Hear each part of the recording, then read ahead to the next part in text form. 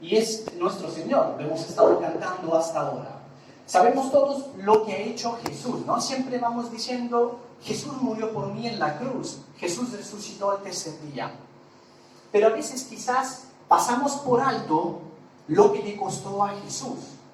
Solemos decir muchas veces, la salvación es gratis, ¿verdad? Yo tengo una corrección, la salvación no es gratis, la salvación es invaluable, porque alguien pagó por nosotros y nos la dio sin que nosotros tuviéramos que pagarle, no porque sea gratis, sino porque en realidad nunca podríamos llegar a pagarla. No es algo que podríamos costear con nuestros bolsillos, con nuestras billeteras, ni siquiera con nuestras propias vidas. Entonces lo que hizo Jesús en la cruz es algo muy importante y me gustaría llevarles a través de este relato durante los próximos minutos. Así que si ustedes me prestan su atención, si me prestan sus mentes durante los próximos minutos, el Señor podrá llegar, estoy seguro que podrá llegar a sus corazones y que hará lo que Él tenga que hacer con cada uno de nosotros. Jesús estaba más comprometido que un demonio. Y nosotros de la misma manera, se supone que al ser sus discípulos, también deberíamos estar más comprometidos que los propios demonios. Ellos no descansan. Si ustedes se fijan, en cualquier momento, esto es como en la guerra, ¿no? De repente llega el enemigo que ¡tas! Tira una bomba, o a lo mejor otra emboscada. No descansa el enemigo. Y a nosotros a veces se nos va un poco la cosa y ahí empezamos a relajarnos, no nos damos cuenta de lo que estamos haciendo, de cómo estamos viviendo nuestras vidas, ya sea a nivel personal o a nivel colectivo con la iglesia. Pero sí que debemos tratar de hacer un cambio en el chip que tenemos aquí en nuestras mentes, justamente para que también podamos seguir estando más comprometidos que nuestro enemigo. Porque si nuestro enemigo no para y esta guerra sigue adelante siempre, no tiene tregua hasta el día en que estaremos en el cielo con nuestro Señor, entonces nosotros tampoco podemos darnos el lujo, entre comillas, de descansar. ¿Y qué fue lo que hizo Jesús? ¿Cómo demostró que estaba más comprometido que cualquier otro? Voy a tratar de relatar lo que pasó desde el día, el momento en el que el Señor estuvo en el Getsemaní, justamente la noche antes de morir, de una manera en la que quizás no se escucha frecuentemente. Vamos a tratar de entenderlo de una manera un poco diferente. Para empezar, esto lo vamos a dividir, lo vamos a ver en 10 puntos, en 10 etapas. Así que pónganse en el lugar, ¿no? Imagínense. Jesús está ahí, en el Getsemaní, en el monte. Era de noche. ¿Sí? La temperatura estaba más o menos baja. No era una buena temperatura como para poder disfrutar de las estrellas en el cielo. Y estaba en una intensa oración. Y esa oración fue tan intensa, pues que no pudo descansar durante toda la noche. Pero la oración no solo era el motivo por la cual él estaba de esa manera, ahí tan intensamente despierto y todo el tiempo hablando con Dios. Había también otro motivo. Jesús sabía lo que ocurriría en un par de horas. Jesús sabía que lo arrestarían, Jesús sabía que lo flagelarían y Jesús sabía que también lo crucificarían. Y fue por esto que Jesús, sabiendo todo lo que hubiera tenido que sufrir, y además de esto, también la ira de Dios, porque evidentemente Jesús tuvo que cargar por nuestros pecados, por lo tanto la ira de Dios tuvo que caer sobre él. Entonces, Jesús sufrió una condición que en medicina es conocida como hematidrosis. La hematidrosis es una reacción derivada de un gran nivel de estrés psicológico. Recordemos, Jesús también era un hombre, era un ser humano, por lo tanto Jesús podía sufrir exactamente todas las cosas que nosotros también podemos sufrir. Este tipo de nivel de estrés psicológico tan alto, tan grave, básicamente pasa rápidamente a ansiedad. Y esto provoca algo muy interesante que nosotros luego al leer todo el relato en los 4 evangelios lo vemos cómo se va desarrollando en él. La primera es la secreción de químicos que rompen los vasos capilares de las glándulas sudoríparas, lo cual hace que esa sangre se vaya metiendo justamente por estas glándulas sudoríparas mencionadas y finalmente el color, el color del sudor salga de color rojo, valga la redundancia. ¿Okay? Es decir, la sangre literalmente se entremezcla con el sudor. No sé si ustedes lo recuerdan, pero en Lucas 22:44 leemos que Jesús sudó sangre. Esa no es ninguna metáfora. Ahí no estamos leyendo algo que el evangelista simplemente digamos, inventó para adornar un poco el relato. Esto es algo que él realmente sufrió. Un segundo estado es el de la piel que queda extremadamente frágil. Esto implica básicamente que al siguiente día, cuando Jesús fue torturado, cuando fue flagelado, pues básicamente su piel estaba pero muy sensible hasta el punto en el que esto conllevó que las heridas terminaran siendo mucho más profundas de lo que normalmente eran. Aquí ya tenemos el momento en el que llegan los judíos y arrestan a Jesús. Lo arrestan, sabemos que los discípulos salen todos corriendo, uno para un lado, otro para el otro. Y Jesús es llevado ante un primer tribunal judío. Más tarde es sentenciado por segunda vez siempre frente a un tribunal judío. Y aquí tenemos otra tortura que sufrió Jesús. Primero fue, número 1, como les decía, insultado y maltratado verbal y psicológicamente. Y número 2, también fue golpeado. En Mateo 26, por ejemplo, se describe la manera en la que lo van golpeando. De ahí en adelante tenemos la última vez en la que Jesús fue juzgado. Jesús es juzgado frente al último tribunal, el romano, por el gobernador Poncio Pilato. Poncio Pilato lo condena y le dice, muy bien, a la cruz. Cuando un reo de muerte era condenado a la cruz, no iba a la cruz, lo crucificaban y ya está. Que además eso de todos modos no era poco. Pero primero eran flagelados.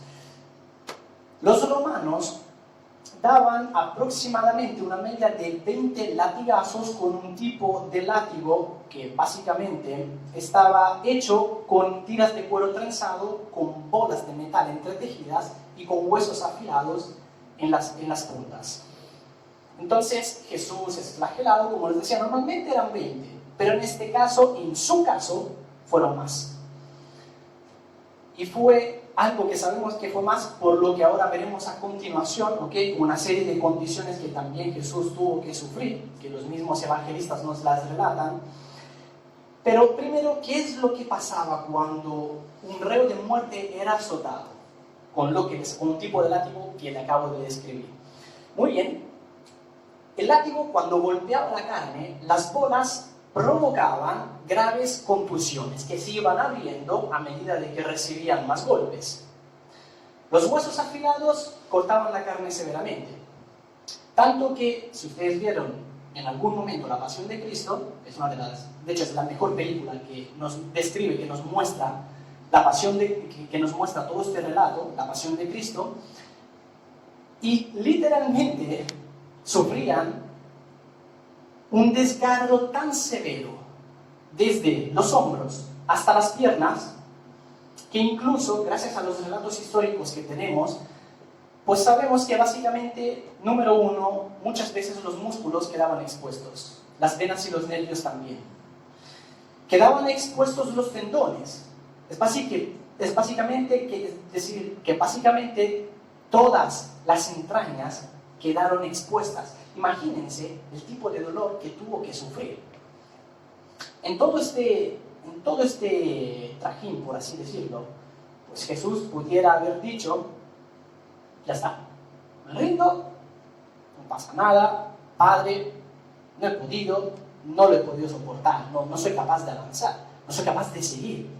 Pero Jesús estaba más comprometido que cualquier otro. Y fue por eso que siguió. Todo lo que les acabo de describir provocó en Jesús una condición médica conocida como conmoción hipovolémica. Es decir, que él sufrió el efecto de una gran pérdida de sangre. Una pérdida de sangre tal se manifiesta en cuatro puntos en concreto. Número 1, baja la presión sanguínea, por lo cual un colapso, un desmayo es lo que viene a ocurrir. Número 2, el corazón se acelera para tratar de bombear la sangre que en realidad ya no está, que ya ha perdido. Número 3, los riñones dejan de producir orina justamente para poder tratar de reponer el volumen de sangre restante. Y para terminar, la persona comienza a sentirse sedienta porque el cuerpo evidentemente ansía fluidos y los quiere volver a reponer. Si ustedes recuerdan los relatos de los evangelios, se nos dice que Jesús, mientras estaba llevando la cruz, mientras estaba de camino al Gólgota, se desmayó, se cayó al suelo y se desmayó. Y un tal Simón de Cirene fue obligado, pasaba por ahí el tipo, los romanos le dijeron: tú, ven aquí, a llevar la cruz de este individuo. Que es una cosa, una precisación. Los heridos de muertes no llevaban toda la cruz, no cargaban toda la cruz, sino solamente con el palo transversal, ¿ok? No, era imposible cargar toda una cruz, pero de todos modos pesaba mucho. Entonces lo cogen, le dicen: tú, llevas la cruz. Y Jesús, ¿quién lo llevó?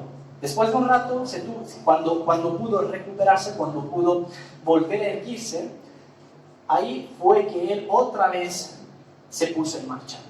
Siguió llevando la cruz. Y además, para que ustedes puedan ver, ¿no?, los efectos de esta conmoción hipovolémica que les acabo de describir, cuando Jesús ya estaba en la cruz, dijo: tengo sed. Porque evidentemente todo lo que él había sufrido pues fue muy grave. Siguiente punto. Jesús se encuentra en el lugar de la crucifixión. Los romanos tenían huecos ya cavados en los que se metía el palo vertical, y antes de meterlo unían los dos palos, ¿no?, para que quedara como la cruz que nosotros conocemos normalmente, y ahí ataban las muñecas, aquí le ataban en las muñecas unas cuerdas a los heridos de muerte para poder extender los brazos. Tiraban de una manera tal que los brazos llegaban a dislocarse aproximadamente unos 15 centímetros cada uno. Mi brazo, imagínense, 15 centímetros más largo, uno y el otro también.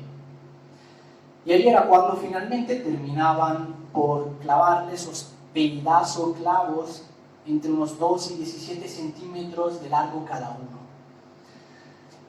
Los clavos, básicamente, que se usaban, los clavaban aquí, a esta altura, en las muñecas, y finalmente también en los dos pies, ¿ok? Y estos clavos, los que se clavaban en las muñecas, eran unos clavos que atravesaban los nervios medianos. Esto provoca un dolor alucinante. ¿Se han alguna vez golpeado con el nervio que tenemos aquí? ¿Sí? Pues imagínense eso, cogido con un alicate y ¡crack! Eso duele muchísimo. Pues este de aquí duele más. Entonces, es clavado aquí, como les decía, por las muñecas. Alguien preguntará: pero si la Biblia, si los relatos dicen en las manos, ¿cómo que en las muñecas? Pues porque en esos tiempos se consideraba mano hasta aquí aproximadamente, la mitad del antebrazo. Era imposible que fuera clavado aquí, porque aquí tenemos unos tejidos muy blandos. Y el peso, estando ya en la cruz, hubiera básicamente sido una fricción tal que se hubiera caído. Entonces, los romanos, muy listos, eran muy buenos como asesinos, eso hay que reconocerlo, los clavaban aquí, como les decía, en las muñecas. Y luego también más abajo, en los pies. Como les decía, en cambio atravesaban los pies dejando los huesos tarsianos hechos pedazos. Después es cuando levantan la cruz. Así que imagínense, la cruz es levantada, ¡tas!, también tiene que caer en el agujero. Entonces eso provoca más dolor todavía, porque recuerden que tiene toda la espalda y las piernas completamente abiertas. Jesús en todo esto, según los relatos de los evangelios, no dijo ni pío. No dijo: no, paren, no me duele. No dijo nada. Entonces Jesús ya está ahí en la cruz. Y cuando estaba un reo de muerte clavado ya en la cruz y la cruz había sido levantada, quedaba así, ¿no? En esta posición, pero quedaba más abajo, más o menos así. De modo que aquí no podía pasar el aire normalmente para respirar. ¿Y qué tenía que hacer un crucificado para poder seguir respirando? Porque normalmente la muerte por crucifixión era una muerte por asfixia. Entonces el reo de muerte tenía que hacer esto. Como hoy en día hacemos dominadas, ¿no? Pero ellos lo hacían para sobrevivir. Se tenían que empujar, tenían que ejercer todo el peso, tenían que ponerlo aquí, en las muñecas, y empujarse desde arriba, desde abajo, por los pies, para poder respirar. Cada vez que un crucificado hacía un movimiento como este, la espalda y las piernas rozaban con el palo que tenían atrás. No era un palo liso como este, era un palo de madera. Y ustedes imagínense si los romanos iban a usar uno de los mejores palos con una de las mejores maderas, o si a lo mejor iban a usar algún tipo de madera, la que fuera. La cuestión es que tenía que ser apta para soportar el peso de un crucificado. Así que Jesús está aquí, en la cruz, sufriendo este dolor por nosotros. Y finalmente Jesús termina sufriendo otra condición clínica médica llamada acidosis respiratoria. Es decir, reduce el efecto del ritmo respiratorio. Esto provoca por lo menos 3 efectos que son: número 1, el dióxido de carbono de la sangre se disuelve en ácido carbónico, lo cual causa que aumente la acidez en la sangre. ¿Qué pasa cuando ocurre esto? Número 2, que esto lleva un pulso irregular. ¿Y qué pasa cuando hay un pulso irregular? Número 3, que él pudo sentir que su corazón empezó a latir de una forma errática, tanto que pudo darse cuenta de que estaba a punto de morir. Y fue por eso que en Lucas 23:46 nosotros leemos que dijo: Padre, encomiendo mi espíritu en tus manos, agachó la cabeza y murió. Jesús murió de un paro cardíaco. Finalmente, el soldado, cuando ya está muerto, llega para clavarle una lanza aquí en el costado. Los romanos tenían 3 maneras de saber si el crucificado estaba muerto o no, ¿no? Hoy en día un médico usaría su arte, ¿no? Su arte en la medicina. Mientras que en cambio, como ellos eran asesinos, pues tenían 3 maneras. Número 1, romper las rodillas. Que eso fue lo que, según el relato, ocurrió con los que estaban al lado de Jesús. Número 2, disparar una flecha desde lejos en el corazón. ¡Tas! Pero con Jesús usaron el tercer método, el de clavar una lanza aquí por el costado. El costado muy probablemente el izquierdo. Sabemos esto gracias a lo que también nos dice Juan, ¿no? Juan nos dijo que salió sangre y salió agua de aquí, del agujero donde le clavaron la lanza.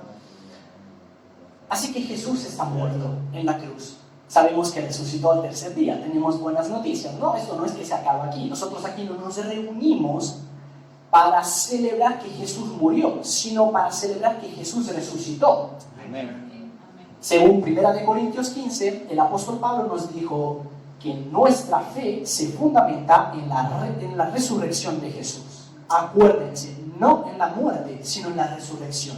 ¿Por qué? Porque si Jesús solamente hubiera muerto y no hubiera también resucitado, entonces su sacrificio no hubiera valido nada, no hubiera demostrado que realmente era el Hijo de Dios, sino que hubiera podido ser otro tipo por ahí que decía haber sido el Mesías, que no fue el único, Por eso que digo que es muy importante la resurrección. Si nosotros vamos, por ejemplo, al libro de los Hechos, ahí tenemos una discusión entre los rabinos que justamente se pusieron a ver, ¿no? a ejecutar algún plan para ver cómo poder terminar con esta secta que se había originado en Jerusalén, ¿no? Que estaba ahí encabezada por Pedro y Juan. Y de repente se levanta Gamaliel Y dice, no, pero ustedes no se acuerdan que hace poco tuvimos justamente a otros dos tipos que vinieron diciendo que eran el Mesías, que eran esto, que eran lo otro, y al final, ¿qué pasó? Pues que esos movimientos terminaron desfumándose, así, de la misma manera en la que empezaron, y por medio de otros relatos históricos sabemos que no fueron las únicas dos personas, no fueron las únicas dos veces que pasaron. Así que la resurrección es la parte fundamental. Si no hubiera habido resurrección, según dice Pablo, nuestra fe sería vana. Es decir, como dijo Pablo, comamos y bebamos porque mañana moriremos. Todo lo que es la filosofía cristiana, por ejemplo, el ama a tu prójimo como a ti mismo, el ama a Dios por sobre todo, haz con los demás lo que quisieran contigo, trata a los demás, trata de ser pacífico con los demás, etcétera, etcétera. Todo eso seguiría siendo bueno, seguiría siendo útil, pero nuestra fe no serviría de nada, seríamos como el resto de las religiones que hay en el mundo, pero nosotros tenemos a nuestro Dios que murió y resucitó. Esa es la firma o el sello que se pone en un cheque o en un contrato y que lo valida para que de esa manera el contrato o el cheque puedan ser realmente válidos, puedan ser efectivos, puedan servir de algo. Si no, no sirve nada. Imagínense un contrato. Ustedes van a poner algún contrato, lo rellenan y todo, y después no ponen la firma, ¿no? A lo mejor, por ejemplo, en una situación laboral. Entonces, no ponen la firma, el otro les demanda porque a lo mejor ustedes incumplen el contrato, van ante el juez, y el juez ¿qué dice? ¿Dónde está la firma? No hay firma. Entonces, ¿qué quieres? ¿Qué tienes que hacer aquí? Si no hay firma, esto es como que si no sirviera de nada. La resurrección es justamente esto. Entonces, Jesús estuvo más comprometido que un demonio. Él hizo lo que nadie más hubiera querido hacer, ni que tampoco nadie más hubiera podido hacer. Y nosotros somos creyentes, como decía al inicio, ¿no? Se supone que nosotros somos sus discípulos. Ser discípulo de Jesús significa tratar de seguir a Jesús, tratar de imitarle, tratar de hacer las cosas como Él pudo hacerlas, como Él las haría. Pero esto es verdad que a veces no es fácil. Jesús era Jesús, Jesús era Dios, es Dios. Y a veces para nosotros las cosas son un poco diferentes, porque uno se pone a pensar, pero es que yo no soy capaz, no doy más, ya no puedo seguir. ¿Cómo lo hago? ¿No? Me rindo, tiro la toalla. A lo mejor, no lo sé, problemas económicos. ¿Sabes qué? Este año no voy a hacer la declaración a la renta. En los estudios. ¿Sabes qué? De hecho, ¿no? Por ahí en el examen a mi compañero, o a lo mejor intento ganarme la vida de una manera que no es para nada legal. O a lo mejor en el matrimonio, ¿no?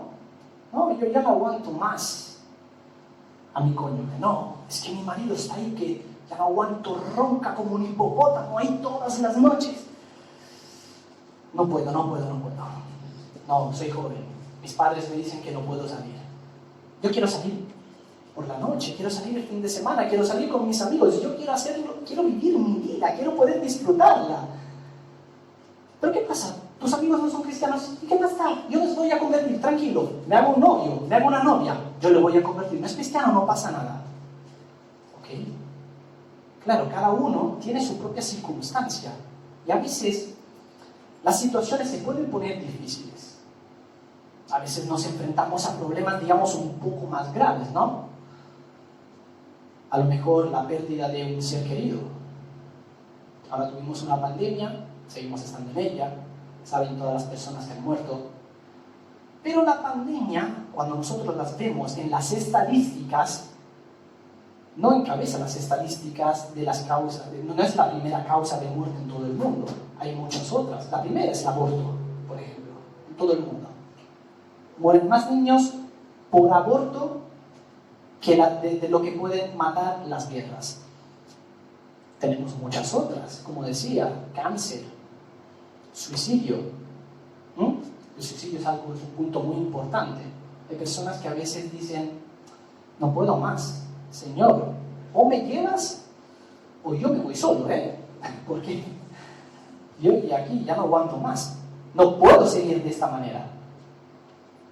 Cada uno entonces sí tiene sus problemas, sus dificultades, a veces en la iglesia. ¿Qué pasa cuando a lo mejor yo que sé, discuto con alguien en la iglesia? A lo mejor no estoy de acuerdo con lo que dijo el pastor.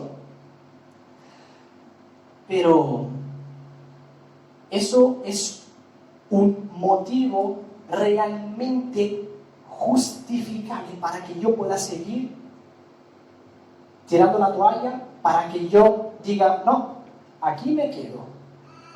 No voy a hacer más. No voy a lo mejor a ayudar en la iglesia, estoy en desacuerdo con el pastor porque tuvimos alguna divergencia, a lo mejor por algún asunto doctrinal o porque yo digo que no puedo hacer algo y él me pide que lo haga de todos modos, o no sé, entre el resto de los hermanos también, ¿no? Pero es que yo con esa persona que no me cae muy bien, ¿pero qué te hizo? O sea, no me hizo nada todavía, pero lo veo venir, me va a hacer algo. Y uno a lo mejor ahí ya se enoja. Son cosas que pasan, Son cosas que pasan. Ustedes quizás también las han experimentado. Pues yo he escuchado muchas personas que sufren cosas así. Yo a veces también las he sufrido. Y entonces decimos hasta aquí, no más. Dios, no me pidas más. No me pidas más porque no puedo. No voy a seguir adelante. O sea que Él, hágase tu voluntad y no la mía, que le dijimos el día en el que nos convertimos, pasa a ser ahora voy a hacer mi voluntad y no la tuya. Y está bien, ok, somos seres humanos imperfectos, son cosas que nos pueden pasar, son errores que podemos cometer, podemos fracasar. Pero hay una gran diferencia entre fracasar y ser un fracasado. El fracasado es el que se queda en el suelo y dice, no voy a seguir más, me quedo aquí en el suelo y ya está. Mientras que en cambio el que fracasa es la persona que dice, ok, me he caído, pero ahora también me levanto y voy a seguir adelante. ¿Por qué? Porque los errores son buenos. Acuérdense siempre de esto, los errores en realidad son buenos porque justamente se suman a nuestra mochila y hacen que podamos tener una experiencia mucho mejor para que de esa manera el resto de nuestra vida la podamos vivir de una manera diferente, para que le podamos aumentar calidad, como decía al inicio, tanto a nivel individual como a nivel colectivo. Acuérdense de este punto, sobre todo, el nivel colectivo es muy importante. Si ustedes leyeron alguna vez el Antiguo Testamento y sobre todo el Pentateuco, ¿no? Los primeros 5 libros y de una manera más específica desde Éxodo hasta Deuteronomio y luego hacia adelante también con Josué, Jueces, etc., se darán cuenta de que pecaba un tipo, y Dios, ¿qué hacía? ¿Disciplinaba solo a ese tipo? No, mentira, disciplinaba a todos, disciplinaba a todo el pueblo de Israel. ¿Por qué? Porque para Dios ese aspecto, el aspecto de la colectividad es muy importante, es fundamental. Aquí somos básicamente como una cadena de anillos. Si se rompe uno, el resto de la cadena ya básicamente no sirve. No imagínense una cadena hecha de anillos, estas de hierro, ¿no? Ya saben, los que muchas veces se ponen en las bicicletas. Supongamos que la enganchamos aquí, ¿no? Y le ponemos algo, lo que sea, que lo tenga que sujetar, que tenga que aguantarlo aquí abajo. Si nosotros rompemos la primera, lo que está sosteniendo se cae. Si rompemos la de arriba, también se cae todo. Si rompemos la de la mitad, también se cae todo. Entonces, esto es lo importante, justamente como les decía, desde la perspectiva de Dios, y es algo en lo que Él se fija mucho, lo de la colectividad. Aquí no es que uno dice, y aquí no me refiero solamente en esta iglesia, sino en general en todas las iglesias, no es que uno va a la iglesia para escuchar algo, para saludar, como que si fuera un centro social, ¿no? Un centro recreativo. Uno aquí no viene a calentar las sillas. ¿Para qué hacer eso? Uno mejor se queda en su casa, enciende la televisión, se pone con un buen vaso de Coca-Cola ahí, con hielo, y se disfruta una buena película, mejor ahí con palomitas, enciende Netflix, enciende Disney Plus, lo que sea, la aplicación, la plataforma que a ustedes más les guste, y ya está, ahí estás. Acaba de salir La Viuda Negra. Muy bien, voy a poner La Viuda Negra. Interesante, a mí me gustó La Viuda Negra. Muy bien. Entonces, ¿uno para qué viene a la iglesia? Uno viene a la iglesia para también tener compañerismo, para fortalecerse con sus hermanos. Y uno no viene solo a recibir, sino que también viene a dar. Imagínense esta otra escena, ¿no? Esta otra analogía. Una fogata. Está ahí llena de carbones. Mientras estén juntos, ¿qué es lo que pasa? Que todos están ahí bien calientes, que están ahí, que siguen produciendo fuego. Pero si yo separo un carbón, ese carbón, tarde o temprano, se enfría. ¿Y de qué sirve un carbón frío? Para tirarlo a la basura, nada más. Si yo lo voy separando, ¿no? Este se enfría, luego lo vuelvo a juntar con los otros, va a tardar hasta volver a calentarse. Y todo ese tiempo que tiene que perder para calentarse otra vez, va a ser algo que evidentemente le va a afectar, tanto a él como también a los otros. ¿Por qué? Porque ustedes saben que el calor es lo que se va pasando de un cuerpo a otro. No es el frío lo que se pasa de un cuerpo a otro, sino el calor. Entonces, si muchos que están ahí bien calientes no tienen que pasarle su calor a otro, o quizás a otros, entonces ellos también tienen que perder cierta parte de su propio calor. De modo que esto viene a ser un círculo, no viene a ser un bucle. O sea, es una reacción en cadena que es preferible evitar. Así que si Jesús estuvo tan comprometido a nivel individual y también a nivel colectivo con todos los demás, porque Él también siempre dio la cara por sus discípulos, entonces, si nosotros tenemos que imitarle, pues tratemos por lo menos de hacer lo mismo. Y si alguien dice, no, pero es que insisto, Jesús está ahí, está en un nivel demasiado alto, es que yo no soy capaz de llegar hasta ese nivel. Ok, porque Jesús era perfecto y yo soy imperfecto. Ok, porque Jesús era Dios y yo no soy Dios. Ok, pero ¿a quién más tenemos en la Biblia? ¿Se acuerdan de las veces que Pablo les decía a los demás, sobre todo a los corintios, sean imitadores de mí, así como yo imito a Jesucristo? O sea, Pablo no estaba diciendo, hagan lo mismo que yo hago imitando a Jesucristo. Pablo estaba diciendo, no, imítenme a mí, porque yo estoy tratando de imitar a Jesús, así que no pasa nada. Bajamos de un peldaño el nivel de dificultad y aquí tenemos al apóstol Pablo.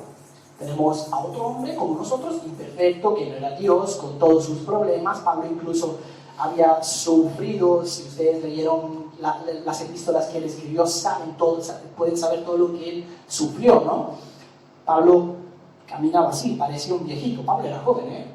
Pablo, cuando murió, aproximadamente entre el 64 y el 68 después de Cristo, Pablo todavía era bastante joven, tenía más o menos medio siglo de vida, no era un viejito ahí, pero Pablo aún así caminaba así, no veía muy bien, debido a todo lo que él tuvo que sufrir. Por ejemplo, si nosotros abrimos sus epístolas, vemos cómo él describe la manera en la que tuvieron que azotarle los judíos daban 40 azotes menos uno, es decir, 39, porque tenían miedo a pasarse, ¿no? De los 40, y ahí iban a tener un problema con Dios, porque 39, 40, 41 iba a ser, madre mía, iba a ser como comparable al adulterio, o algo peor todavía, como blasfemia.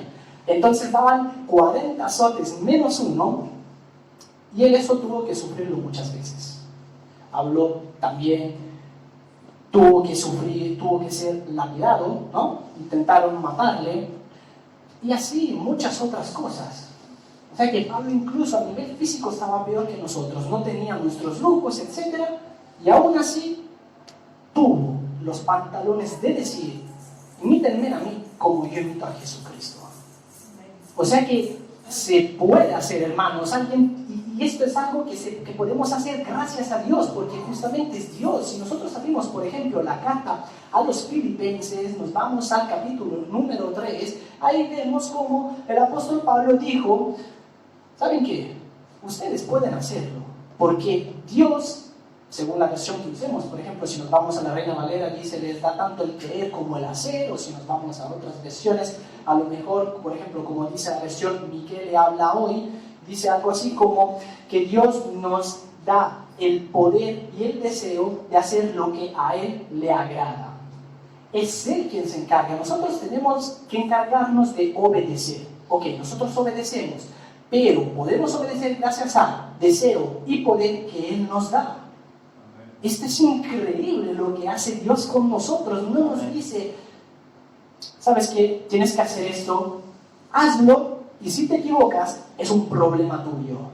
Es por eso que, como les decía, nosotros tenemos la capacidad, tenemos la facultad de hacer todo lo que en la Biblia se nos pide que hagamos. Alguien podría decir, pero yo no amo como Dios. ¿Cómo puedo hacer eso? Jesús dijo, ama a tus enemigos, bendice a los que te persiguen, ora por ellos. Pero ¿cómo puedo hacer eso?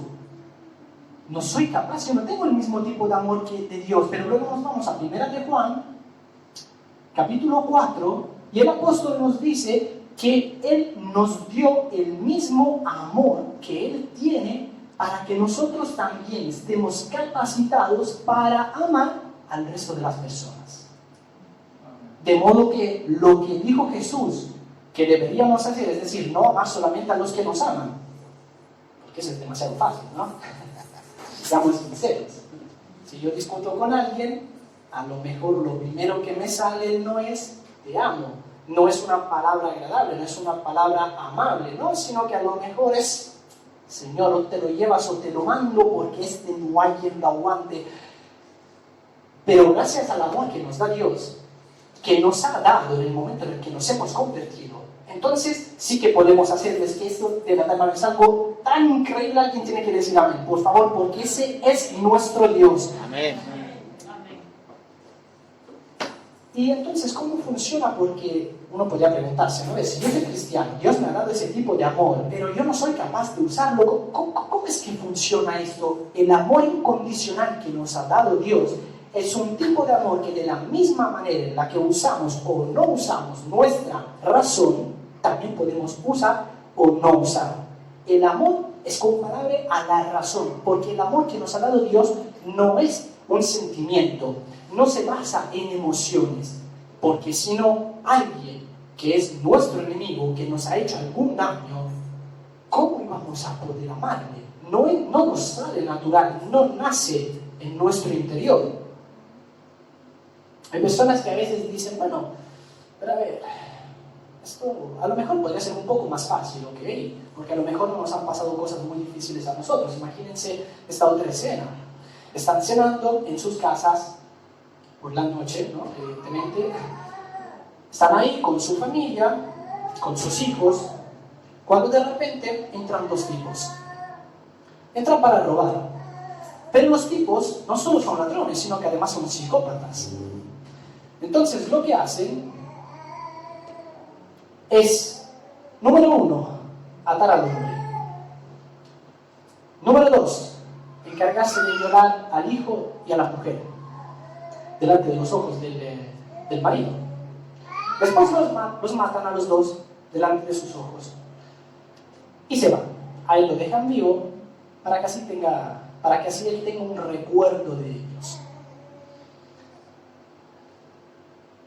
Ustedes, si estuvieran en esta situación y si se los encontraran en la calle, ¿qué les haría? Dejo la pregunta en el aire. Pues, si nosotros nos atenemos a la filosofía de Jesús, haz con los demás lo que te gustaría que hagan contigo. Ama a tu enemigo, bendice y llora a tus enemigos, ¿no?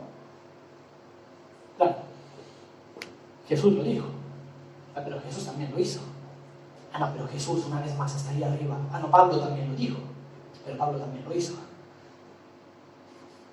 Entonces no estoy diciendo que necesariamente uno se tenga que ir a tomar un café con esa persona, hablar con él. Eso es, al final, la manera en la que uno puede demostrar el amor es un poco también personal, ¿no? No todos son capaces de hacer exactamente lo mismo, pero sí que deberíamos ser capaces de quedar en unos parámetros que ha fijado nuestro Señor para que así podamos nosotros también estar más comprometidos que un demonio.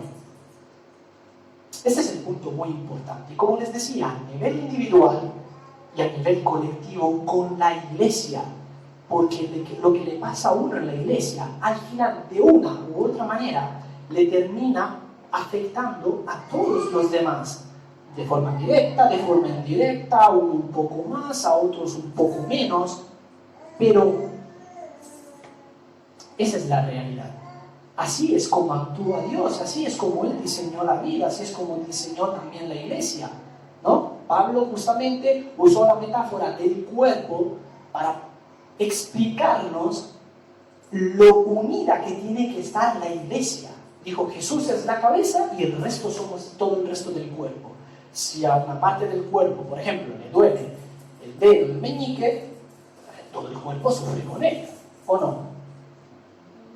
Si el resto del cuerpo está bien, uno está bien, ¿no? Entonces todo el cuerpo disfruta. Eso es el punto fundamental, una vez más comprometidos que un demonio. Eso es lo que nosotros vemos un poco en la Biblia, como les decía, Jesús nos lo demostró, nos lo enseñó, nos lo demostró por medio de la crucifixión, ya vieron todo lo que Él tuvo que sufrir. Eso es lo que el Señor nos llama a nosotros también. Eso es un punto muy importante. A veces lo que pasa es que nos relajamos. A veces, al ver un poco la situación que hay en la iglesia a nivel mundial, porque eso es algo que pasa a nivel mundial, esto me recuerda un poco una metáfora que una vez escuché. Había un tipo que estaba en su coche, fue a visitar a un amigo que vivía en las afueras, entonces tenía su casa con todo el patio, todo el espacio ahí adelante. Así que bueno, entra por la puerta, estas puertas que tienen en las afueras, ¿no? Y ya saben que luego hay todo un camino hasta llegar también a la casa. Entonces va ahí con el coche, baja la marcha y cuando está llegando, estaba en verano, por lo que iba con las ventanillas bajadas, y entonces escuchaba un y decía, será lo mejor, no es una rueda, pero mientras se va acercando a la casa, pues lo escucha siempre más fuerte. Sale del coche, cierra la puerta y se da cuenta de que hay un perro, el perro de su amigo, en el porche, ahí, sentado. Y está ahí que hace, que se queja, ¿no? Ya vieron los perros cómo se quejan. Así que lo mira así, dice, y luego se da la vuelta para la izquierda y mira a su amigo que estaba ahí tranquilo, haciendo ahí, podando sus flores, unas flores que tenía ahí afuera, y le dice, oye, pero tienes ahí el perro que se queja, no sé, a lo mejor le pasa algo, está enfermo, le dolerá la barriga, ¿qué le pasará? Y él dice, no, déjalo, no pasa nada. Dice, es un perro muy perezoso, lamentablemente. ¿Y sabes por qué? Porque hay justamente la cabeza de un clavo que sobresale un poco del suelo. Pero lo que pasa es que ahí también esa es la única parte en la que le da el sol y él ahora quiere estar en el sol. Así que simplemente no quiere moverse de ahí, quiere seguir estando ahí. O sea que le duele tanto como para quejarse, pero aún así se ha conformado y está dispuesto a soportar el dolor con tal de disfrutar de un poco de sol. Pero ese sol también lo podría coger en alguna otra parte, pero lamentablemente la pereza a veces a uno le afecta mucho. Eso a veces nos pasa también a nosotros. Estamos dispuestos a quejarnos, pero no estamos dispuestos a tomar la iniciativa, a dar el primer paso para poder hacer lo que tenemos que hacer. Ustedes saben, lo hemos estado diciendo, lo hemos estado viendo hasta ahora. Si han leído por lo menos los evangelios, saben cuál es la filosofía de nuestro Señor, a quien venimos aquí a adorar, a quien le venimos aquí a cantar, a quien le venimos a alabar. Y a veces es difícil porque uno se conforma, entra en su zona de confort y ahí se quiere quedar, ahí se estanca. ¿Qué pasa con el cemento cuando se estanca, cuando se deja de mover? Que se hace duro y ya no sirve para el propósito que teóricamente tiene. Así que hay que seguir dándole ahí. Si uno experimenta tentaciones, si uno experimenta pruebas, si uno experimenta fracasos, gloria a Dios. ¿Por qué digo esto? Porque justamente todos estos obstáculos, todas estas cosas difíciles son aquellas que nos hacen seguir adelante. Se fue la luz, no pasa nada. Porque Si uno no tiene esos obstáculos, entonces ahí está, ahí se queda, se estanca. Se estanca, se hace duro, ya no sirve para nada más. ¿No sería mucho mejor, por otro lado, en cambio, seguir ahí bien blando, es seguir siendo moldeable, seguir pudiendo seguir estando ahí en las manos del Señor para que Él pueda seguir construyendo por medio de nosotros tanto nuestras vidas como también las vidas de los demás, tanto dentro como fuera de la iglesia? Entonces, esta es la importancia del compromiso. No hacer las cosas porque en este momento lo siento. No hacerlo porque me gusta. No hacerlo porque es fácil.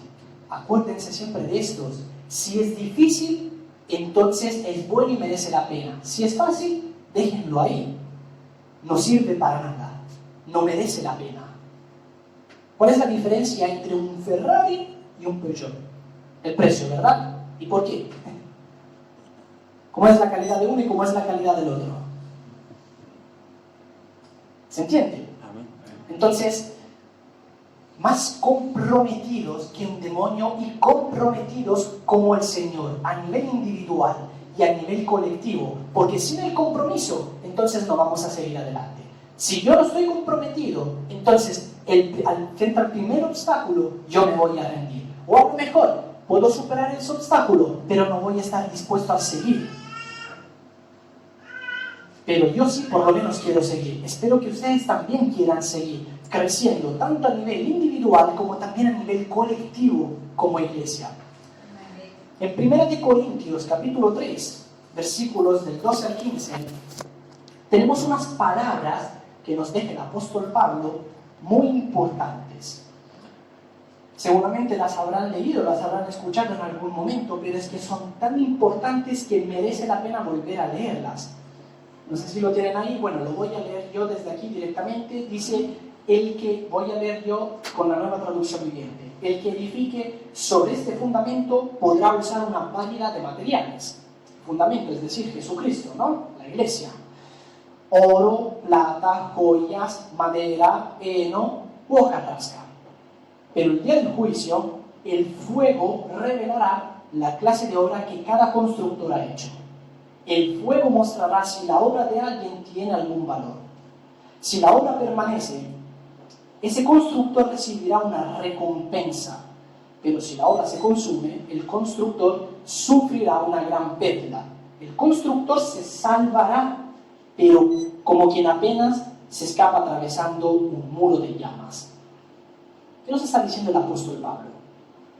Bueno, aquí menciona diferentes materiales, ¿no? Empieza por el oro y termina con hojarasca. Hay una gran diferencia entre ellos.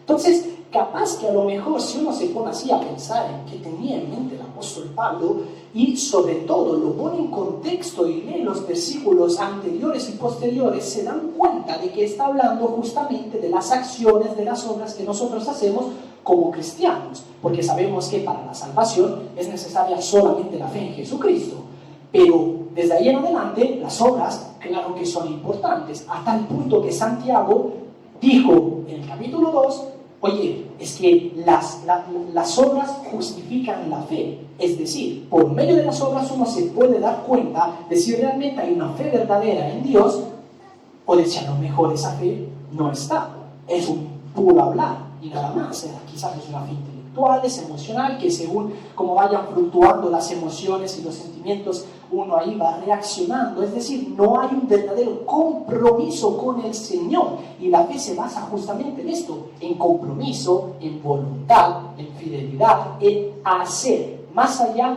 de lo que pueda pasar.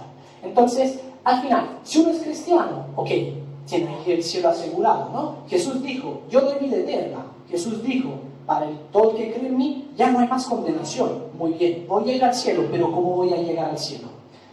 ¿Qué tipo de recompensa voy a tener? Porque aquí, según las palabras de Pablo, pues si la obra permanece, el constructor recibirá una recompensa, pero si la obra se consume, el constructor sufrirá una gran pérdida. O sea que en el cielo también tenemos recompensas. El Señor está ahí dispuesto a darnos de acuerdo a la manera en la que nosotros estuvimos viviendo aquí en la tierra. Así que no sé ustedes, hermanos, pero a mí me gustaría tener una buena recompensa. A mí me gustaría que el Señor, cuando vaya al cielo, me reciba con los brazos abiertos y me diga: bien hecho, hijo mío, así se hace. De verdad, entra en el gozo del Señor, porque ese es mi Dios. Amén. Pero, y si yo en cambio no hago las obras que se supone que tengo que hacer, acuérdense, esto no es lo mismo a decir que uno nunca va a pecar, que uno nunca va a cometer errores, sino que a pesar de ellos va a seguir haciendo estas obras que aquí se comparan al oro, a la plata y a las joyas. Entonces, si yo no hago estas, ¿cómo me va a recibir el Señor? A mí no me gustaría que el Señor me reciba diciendo: bueno, a ver, pues fácil, ¿no? Te ganaste la lotería conmigo, pero bueno, dale, entra, no pasa nada. Ya estás aquí, no te vamos a dejar fuera, ¿no? Ahí a lo mejor San Pedro diciendo: te dije yo que no tenías que hacer eso, pero no me hiciste caso, madre mía, ahora te...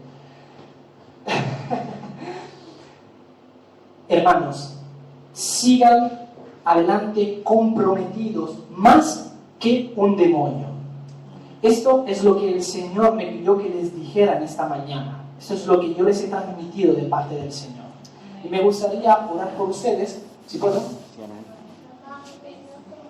para que el Señor pueda hacer que esta palabra permanezca en nosotros, que realmente baja en nuestros corazones y que la tengamos siempre aquí presente en nuestras mentes. Señor, te damos las gracias por la manera en la que nos has estado hablando hoy. Te damos las gracias, Señor, por este punto muy importante que nos has querido transmitir. Te pido que por favor nos ayudes en conjunto a todos nosotros, tanto en lo individual como también en lo colectivo, a seguir estando comprometidos, Señor, de la misma manera en la que tú lo estuviste, de no poner excusas, de no tratar de quedarnos como conformes, como ahí estancados, Señor, sino que podamos seguir adelante, que podamos también apreciar los obstáculos, Señor, para que así todo esto pueda ayudar a nuestro crecimiento. Glorifícate, Señor, en tu iglesia. Oro por tu iglesia aquí en Barcelona y por esta iglesia, Señor. Te pido, Señor, que bendigas a cada uno de mis hermanos, que te glorifiques en sus vidas, que los sigas usando, Señor, y que puedas guiarlos en lo que es tu agenda, Señor, en lo que tú hayas establecido. Y te pido, Señor, que puedas también guiar un crecimiento, tanto en lo que es el amor, la paciencia, Señor, la alegría, todo el fruto del Espíritu a nivel colectivo, y que también puedan crecer, Señor, en número, para que pueda ser una iglesia que vaya aumentando para tu gloria y honra. Bendigo al pastor, Señor, bendigo a los pastores, te pido que sigas usándolos para que puedan llevar adelante esta obra, para que puedan estar siempre aquí, Señor, al pie del cañón, para que puedan seguir ahí en el timón, dirigiéndolos de la manera en la que tú, Señor, les vayas diciendo según las pautas que les vayas dictando, y que tu gloria se siga mostrando aquí.